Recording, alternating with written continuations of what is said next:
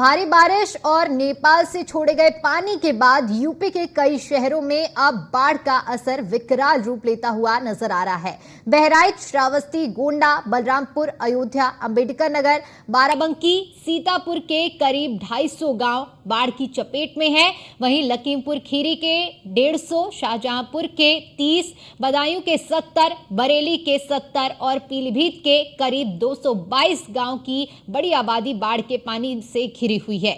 पूर्वांचल के बलिया में बाढ़ की स्थिति के चलते कुछ घर भी बहने की खबर है।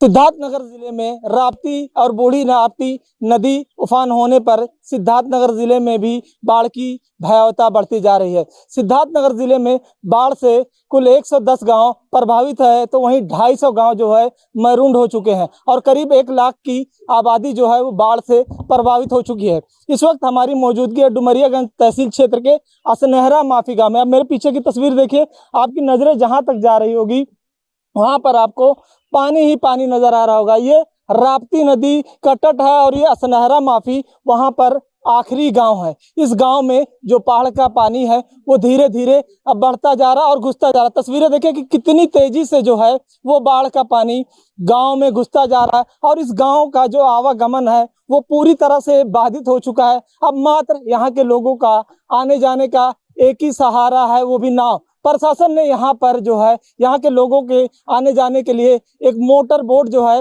वो मुहैया करा दिया ताकि जो गांव के लोग हैं वो उनको आने जाने में किसी भी तरह की दिक्कत ना हो। मेरे दूसरी तरफ की तस्वीर देखिए, ये जो लोग खड़े हैं इनके पीछे की तस्वीर देखिए। ये जो घर था इस घर के लोग जो है बाढ़ के बढ़ते पानी को देखते हुए इनके घर में पानी घुस गया, इसलिए ये लोग अपना घर खाली करके किसी ऊंचे स्थान पर चले गए। मेरे दूसरी तरफ देखिए, ये एक घर है, हालांकि अभी इनके घर में पानी घुसा नहीं है, लेकिन कुछ लोग अपने खाट पर बैठकर जो है वो बाढ़ के पानी से अपनी फसल और अपनी बर्बादी देख रहे हैं। तो सिद्धार्थनगर जिले में साफ तौर से ये कहा जा सकता है कि अब बाढ़ जो है वो भयावह रूप ले चुका है। हालांकि प्रशासन जो है वो ग्राउंड जीरो पर उतरकर बाढ़ प्रभावित क्षेत्रों का दौरा कर रहा है और हर स्थिति से बाढ़ से निपटने का दावा कर रहा है और जो प्रशासन की तरफ से लोगों को राहत सामग्री मुहैया होनी चाहिए थी वो मुहैया करा रहा है और हर एक चीज जो है, चाहे स्वास्थ्य हो या खाने पीने की चीजें हो, हर चीज जो है इनको देने का दावा कर रहा है। Saddam Khan, news on India, Siddharthnagar.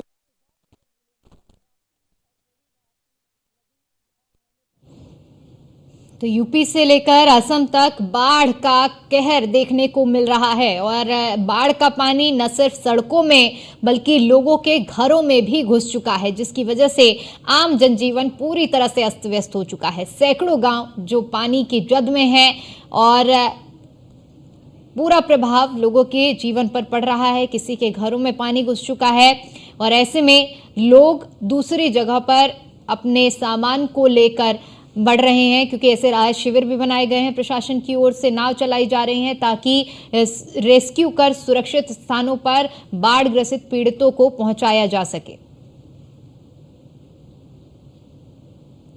तो सरयू, राप्ती और गर्रा नदी जो कि उफान पर है, नेपाल की नदियों में जो बाढ़ आई है उसका असर देखने को मिल रहा है।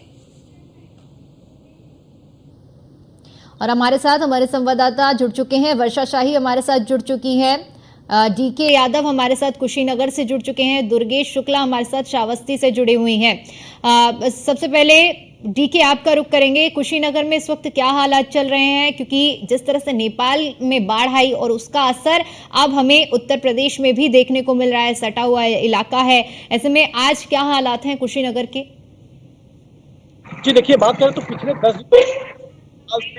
5 लाख क्यूसेक पानी छोड़ा गया था और वह जो है कि बड़ी गंडक नदी में अगले दिन ही आ गया और इसके वजह से कुशीनगर जनपद की तहसील और तमकुही तहसील के लगभग दर्जनों ऐसे गांव हैं जो प्रभावित हुए।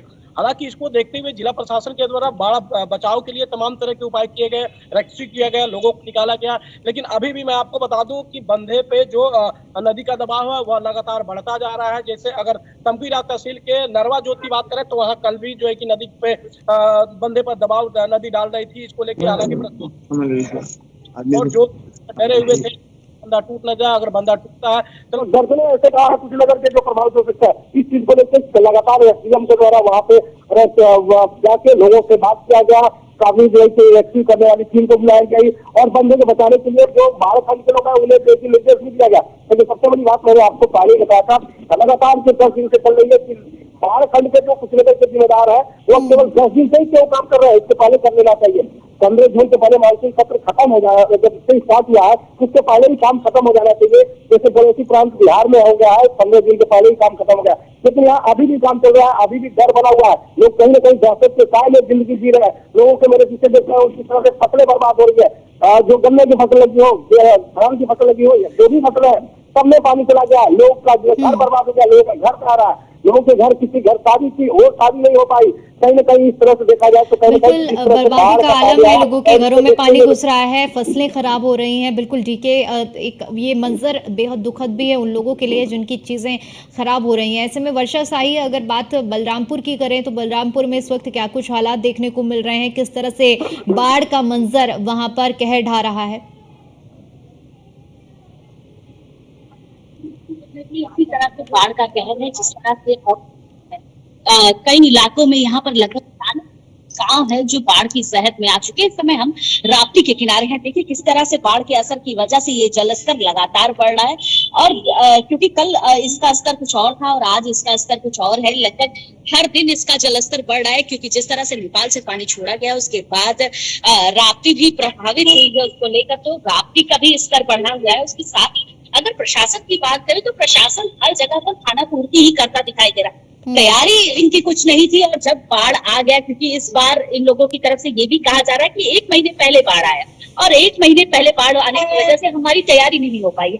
लेकिन ये तैयारी इनको पहले से ही पता है कि जब नेपाल से पानी छोड़ा जाता है उसके बाद इन सब नदियों पर प्रभाव जरूर पड़ता है, लेकिन उसको लेकर तैयारी कहीं देखने को मिलती नहीं। और इस बार भी वही असर हुआ, बाढ़ आने की वजह से बहुत सारे गाँव सफेद में आ गए। लगभग 40 गाँव सफेद की वजह से जहाँ से लोगों का जीवन अस्त व्यस्त हो गया है।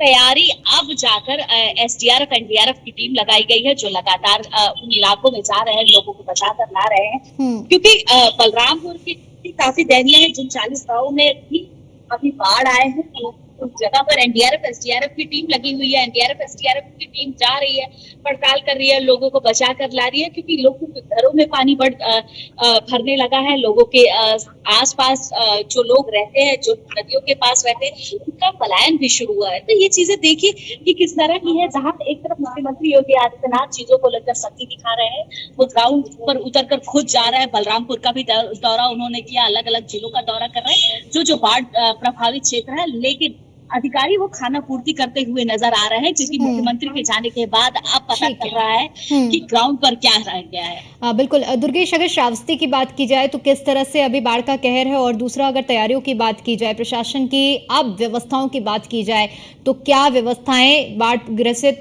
पीड़ितों को दी जा रही हैं, क्या तैयारी है? जी बिल्कुल, आपको बता दें श्रावस्ती की अगर बाढ़ की स्थिति की बात करें तो राप्ती नदी अपने खतरे के निशान से 20 सेंटीमीटर खतरे के निशान से ऊपर बह रही है। और अगर बाढ़ की स्थिति की बात करें तो बाढ़ अभी सामान्य स्थिति में है। कुछ दिन पहले आई बाढ़ के चलते श्रावस्ती जनपद में लगभग 60 से अधिक गाँव बाढ़ से ग्रसित थे, जिनको राहत सामग्री भी वितरण की जा रही है। और यूपी के सीएम 11 तारीख को आकर बाढ़ पीड़ितों को राहत सामग्री और चेक भी दिए थे, जिसको लेकर प्रशासन ने पूरी तैयारी की ली थी। और इस बार जो लगातार बारिश हो रही है श्रावस्ती जनपद में और नेपाल के पहाड़ों पर बारिश हो रही है, जिसके चलते राप्ती नदी का जल स्तर लगातार घटता बढ़ता रहता है।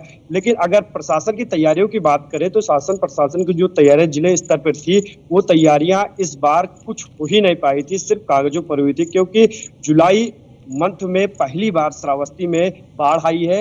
ये तैयारी जो शासन प्रशासन की होती है अगस्त और सितंबर के माह तक पूरी तैयारी कर ली जाती है। लेकिन इस बार बारिश अधिक होने से और पहले बारिश होने से श्रावस्ती जनपद में जो तैयारी थी वो अधूरी तैयारियां रह गई हैं, जिसके चलते बाढ़ पीड़ित को काफी दिक्कतों का सामना इस बार काफी झेलना पड़ रहा है। जी बिल्कुल दुर्गेश, क्योंकि आपने जिस तरह से बताया कि समय से पहले बाढ़ आई है और ऐसे में तैयारियां उतनी नहीं थी जितनी होनी चाहिए और जिस वजह से असुविधाएं हो रही हैं। ऐसे में अगर बात करें, क्योंकि प्रदेश सरकार की ओर से हर एक संभव मदद देने का प्रयास भी किया जा रहा है, किट भी तैयार की गई है, क्या बाढ़ ग्रसित क्षेत्रों में किट पहुंच पा रही है जो वितरित की जा रही है? सीएम योगी आदित्यनाथ ने भी कई जगहों पर जाकर खुद वितरित की है वो किट। बिल्कुल, आपको बता दें श्रावस्ती जनपद में 11 तारीख को यूपी के सीएम मुख्यमंत्री योगी आदित्यनाथ श्रावस्ती का आगमन हुआ था और उन्होंने कहा था कि हर संभव मदद बाढ़ पीड़ितों की जाए, जिसको लेकर प्रशासन हर संभव मदद बाढ़ पीड़ितों को कर रहा है। अगर तटबंध की बात करें, कहीं कहीं जगह तटबंध भी कटे हुए हैं जिसको लेकर प्रशासन ध्यान नहीं दे रहा, जिसके चलते कई गांवों को बाढ़ आने के समय में दिक्कतों का सामना करना पड़ता है। जो कटान हुई है और सड़कों की कटान हुई है, जिस पर अभी प्रशासन ध्यान नहीं दे रहा है। अब ये आने वाले समय में जो अगर बारिश लगातार हो रही है, अगर बाढ़ अधिक होती है श्रावस्ती में, तो काफी बाढ़ पीड़ितों को काफी दिक्कतों का सामना करना पड़ सकता है और लगातार प्रशासन बाढ़ पीड़ितों की हर संभव मदद करने में जुटा हुआ। जी बिल्कुल। देखिए, अगर क्योंकि वहाँ कुशीनगर के प्रशासन की बात की जाए, कुशीनगर में अब क्या कुछ तैयारियां की जा रही हैं और आगे के लिए जो अभी बाढ़ ग्रसित क्षेत्र हैं, जैसे कि अभी दुर्गेश भी जिक्र कर रहे थे, क्या वहाँ पर किट वगैरह का वितरण किया जा रहा है ताकि जो असुविधा अभी बनी हुई है, जो लोगों को बाढ़ की वजह से परेशानियों का सामना करना पड़ रहा है, उसमें थोड़ी सहूलियत मिल सके? जी देखिए, उत्तर प्रदेश के मुख्यमंत्री योगी आदित्यनाथ ने मानसून सत्र शुरुआत होने के पहले ही सबको जो है कि पूरे कुशीनगर ही नहीं पूरे उत्तर प्रदेश की जो भी बाढ़ प्रभावित जिले हैं वहाँ के सभी जिलाधिकारियों को, बाढ़ खंड के जिम्मेदारों को यह सख्त निर्देश दिया था कि वो बंदे पर जाए, बंदे की निगरानी करें और बंदे से बचाने के लिए हर संभव मदद करें। हालांकि जो लोग बाढ़ प्रभावित होंगे, बाढ़ पीड़ित लोग होंगे, उन्हें मदद दी जाएगी। चाहे किचन सेट की, मैंने पहले बताया, किचन सेट की व्यवस्था कर दी गई, बाढ़ राहत चौकियों की व्यवस्था कर दी गई है। लोगों के चित्रों को अभी चेक तो नहीं मिला, लेकिन प्रशासन देने की तैयारी में जुटा हुआ है कि जो लोग वहाँ प्रभावित क्षेत्र है, जिनके फसलें नुकसान हुई है, जिनका घर नुकसान हुआ है, जिनके अन्य जो भी सामान नुकसान हुआ है, सबकी जो है क्षतिपूर्ति के लिए जिलाधिकारी ने कहा। लेकिन अभी लोगों को मिला नहीं है। अभी लोग केवल बाढ़ से उबरने के लिए सोच रहे हैं कि कहाँ जाए, किस तरह से जाए, कहाँ अपनी की जिंदगी गुजारे। क्योंकि जब पानी आता है तो बाढ़ के पानी के बाद जो भी जीव जंतु होते हैं, जिसने जो भी जीव जंतु होते हैं, मक्खी में जो कि ऐसे जगह पे जाते हैं जहाँ पे पानी न हो, तो वहाँ आने पे कई ऐसी घटनाएं देखने को मिलती है कि लोग उनसे भी सुरक्षित नहीं रह पाते हैं। इस तरह की भी समस्याएं आ रही है। ठीक है वर्षा, अगर बलरामपुर की बात की, ठीक है, अगर वर्षा बलरामपुर की बात की जाए तो बाढ़ चौकियों का जिक्र जिस तरह से हो रहा है, कितनी कितनी दूरी में बाढ़ चौकियां स्थापित की गई हैं और क्या वहां पर मदद की जा रही है पीड़ितों की या नहीं? देखिए, लगभग 40 गांव बलरामपुर के हैं जो इस जद्दोजहद से झेल रहे हैं और क्योंकि बाढ़ का स्तर अब बढ़ते जा रहा है, जिस तरह से बारिश भी यूपी में लगातार हो रही है, उसकी वजह से भी नदियों का जलस्तर बढ़ रहा है।